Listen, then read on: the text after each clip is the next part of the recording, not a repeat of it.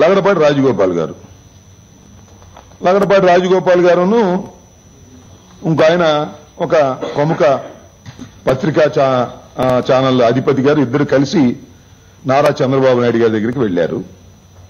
నారా చంద్రబాబు నాయుడు గారితో 3 గంటలు 4 గంటలు రాత్రిపూట చాలా మంతనాలు జరిపారు. దేనికోసం జరిపారయ్యా? మరో కుట్ర. ఏం చేయాలని కుట్ర? ప్రధాన ప్రతిపక్షాన్ని దెబ్బతీయాలి. మళ్ళా చంద్రబాబు నాయుడు గారిని ఏదో తిమ్మిని బొమ్మని చేసి అధికారంలోకి తీసుకురావాలి. అధికారంలోకి తీసుకురావాలంటే ఏం చేయాలి? ఆ పత్రికాధిపతి గారేమో పుంకాలుగా కథలు రాయాలి. మరి లగడపాటి రాజగోపాల్ గారేమో మరి ఆయన చేస్తున్నటువంటి వృత్తి మీకు తెలుసు కదా, లేటెస్ట్ గా సర్వేలు మనం చూసాం. తెలంగాణలో ఏదో ఒక విధంగా చంద్రబాబు నాయుడు గారిని భుజాన పెట్టుకుని ఎక్కించి మహాకూటమిని అధికారంలోకి తీసుకురావాలని ప్రయత్నం చేసి దుంపదగా నాకు అర్థం కాదు. ప్రజల నాడిని పసిగట్టేటటువంటి సర్వేలు ఇంతకు ముందు మీరు చేస్తే అవి నిజమయ్యాయి కాబట్టి సర్వేని వక్రీకరించి చేస్తే సర్వేని ప్రజలు ఫాలో అయ్యి చంద్రబాబు నాయుడు గారిని మహాకూటమిని గెలిపిస్తారనేటువంటి ఒక దుర్బుద్ధితో కూడినటువంటి ఆశతో కూడినటువంటి సర్వేని తమరు వెల్లడించారే. వెల్లడిస్తే ఏం జరిగింది? దానికి దీనికి ఏమైనా పొంతం ఉందా? అది నీ కోరిక, సర్వే కాదు. అలాగే ఇప్పుడు కూడా ఏదో ఒక విధంగా అద్భుతం జరిగిపోతుంది. సంతృప్తికరమైనటువంటి ప్రజలు చంద్రబాబు నాయుడు గారికి పెరిగిపోయారు. సర్వే, లగడపాటి సర్వే, ఆ పత్రికాధిపతి మెయిన్ హెడ్డింగ్.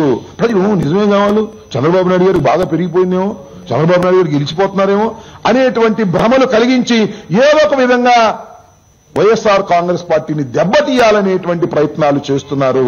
దీన్ని ప్రజలు గమనించాలి, ఇలాంటి కూటమిని గమనించాలి. అక్కడ ఏదో ముద్దగడ పద్మనాభం గారు ఏదో మీటింగ్ పెట్టుకుంటే దానికి పర్మిషన్ ఇవ్వలేదంట.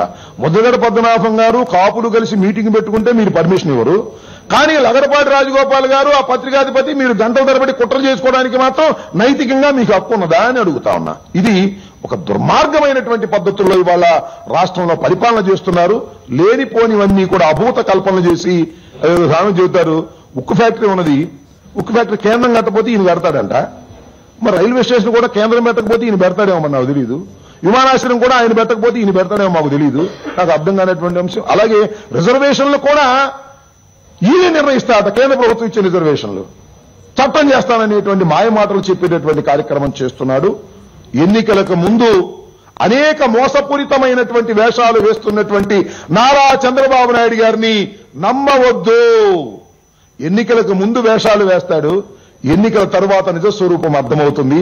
మీరు చూశారు, గత ఎన్నికలకు ముందు కూడా అనేకమైనటువంటి వేషాలు వేసి ఆ ఎన్నికల తర్వాత ఏ ఒక్కటి కూడా ఆయన నెరవేర్చకపోగా ఎన్నికలకు ముందు మళ్ళా వాగ్దానాలు ఇస్తారు. నాకు అర్థం కాలే. ఒక్క విషయాన్ని చాలా స్పష్టంగా నేను తెలుగుదేశం పార్టీ వారిని అదేవిధంగా చంద్రబాబు నాయుడు గారిని అడుగుతా ఉన్నా. ఏమిటంటే, అయ్యా చంద్రబాబు నాయుడు గారు, మేము 4 సంవత్సరాలు పరిపాలన చేశాం, 5 సంవత్సరాలు పరిపాలన చేశాం, మా పరిపాలనలో ఇవి చేశాం, ఈ గొప్పవి చేశాం, కాబట్టి మీరు ఓటు వేయమని అడగాలి. కానీ మళ్ళా అధికారంలోకి వస్తే ఇది చేస్తాను, మళ్ళా అధికారంలోకి వస్తే అది చేస్తాను అనేటువంటి వాగ్దానాలు 5 సంవత్సరాలు పరిపాలన చేసిన మీరు చేస్తారేంటో నాకు అర్థం కాదు. మీ పరిపాలన చూసి ఓట్లు వేసే దశలో ప్రజల్ని పెట్టాలి తప్ప మీరేమి చేయలేదు కాబట్టి కొత్త వాగ్దానాలు చేసేటటువంటి ప్రయత్నం చేస్తున్నారు, మోసం చేస్తున్నారు, మోసపూరితమైనటువంటి పనులు చేస్తున్నారు. మోసగాళ్లని ఈ రాష్ట్రం నమ్మదనే విషయాన్ని మరొక్కసారి ప్రజలు నిరూపించవలసినటువంటి అవసరం ఉన్నదని ఈ సందర్భంగా మీ ద్వారా ప్రజలకు మనవి చేస్తున్నాను.